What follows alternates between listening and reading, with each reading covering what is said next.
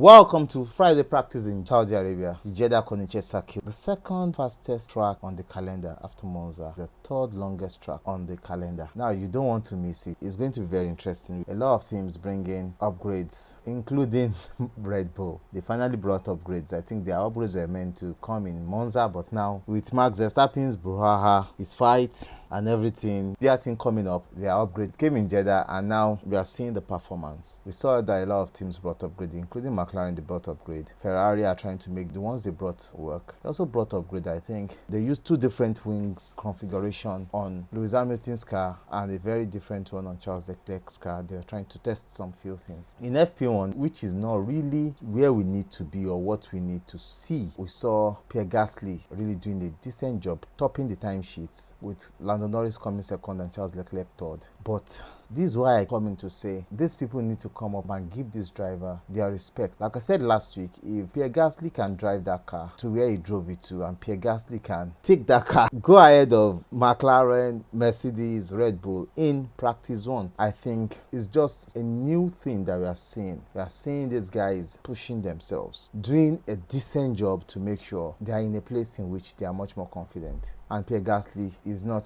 to be overlooked, because what he did is not just what he can do, but a very beautiful job. McLaren brought the rear wing and diffuser, which should be able to adapt them to the track specification. Also, Red Bull brought some few bits, but one of the biggest things they brought is the rear engine cover, which should be able to allow them exude more heat from the rear so as not to overheat, because the temperature will be going into 35 degrees or thereabouts, so they don't want overheating, so they quickly brought engine cover to prevent that. Ferrari too brought upgrade. The top rear wings, the offload beam wing, and some few things in which they brought. Almost all the teams brought rear wings. Red Bull brought some beam wings, some few things just to make the car better. Aston Martin brought some track specific upgrades. As brought upgrades. Recap, Stake, but Stake, even with their upgrade, I don't see how it is working. But Williams are really finding time on this track. We can see Williams are fast in both sessions, the FP1 and FP2. The Williams look fast, they look more balanced. Lewis Hamilton keeps looking for time, trying to understand the car, but he is not close to his teammate. His teammate is over 6 tenths away from him, which is not a good thing for Lewis Hamilton. He needs to find the balance, he needs to sort himself out. I think Carlos Sainz is getting better. Tomorrow will be a very representative time, but the McLaren are still the benchmark. In the FP2, we saw them closing on the time, 1-2, Norris 1, Piastri 2, but Charles Leclerc is really squeezing some juice out of the car, and this is where I think the pundits should come up and say, oh, these guys are doing a good job. They should not be crediting one driver alone. That is what I stand for, because they think the car is bad. If the car is where he is and is doing that, then he should be able to drive the last car on the grid and do the same thing. You understand? So that is the way I feel. So I think all these drivers are doing a whole lot of great job to make sure they bring the team, or the team in which they are driving for, into a place in which the team will know what they need to add, where they are struggling and where they can go next. But it's a beautiful thing we are seeing this season in F1. This 2025 season is a huge one, and it transcends into next year, in which there might be some little reshuffle, but certainly it's going to be a great 2026, because we're going to see a lot of drivers coming in to prove themselves and to show that here they are one of the best drivers on the grid. In FP1, we saw some flovies, some teams trying to learn where they can be on the track, because it has some crazy long straight, and I'm sure that with all these little things that they brought, there will be a lot of improvement from last year. You can see in FP2 they are already beating the times of qualifying last year. Going into FP3, going to qualifying, the times will get smaller. We might go into early 1 minute 26.9 or 26.8 possibly in qualifying, but tomorrow is going to be a different day. We're going to see all these drivers coming in a great different mood to set times. Who will be on pole? It's still McLaren's pole to lose, but we can see that the Ferrari of Charles Leclerc is closer. If they can get their setups right tomorrow, the two Ferraris will be very close and will be closer to the top. Red Bull cannot be discounted. They've brought some upgrades. They will learn overnight. Mercedes, they are in the fight. Unfortunately, we have Kimi Antonelli still struggling, but Yuki Tsunoda getting close to his teammate, but unfortunately, he brought out the red flag in FP2. But Yuki Tsunoda is really putting some juice into the car. And how will he perform? Tomorrow we will see. He's gotten his first point for the season last week and his first point for Red Bull last week. So let's see how he performs performs this week. We are going to see some performance from most of these drivers. The Williams are there, also want to be in the mix. We should be seeing Williams in Q3. We should be seeing Pierre Gasly in Q3 because of his performance, except there are some mistakes that these guys make. But tomorrow will be a great day in qualifying, and the race on Sunday will be a different race entirely, in which you might see a different winner. I am saying going into Saudi Arabia, the pole position will not be winning the race. Unlike the first 4 races, it will be a very different race and different characteristics, because strategy will play in, and also the drivers will also prove themselves.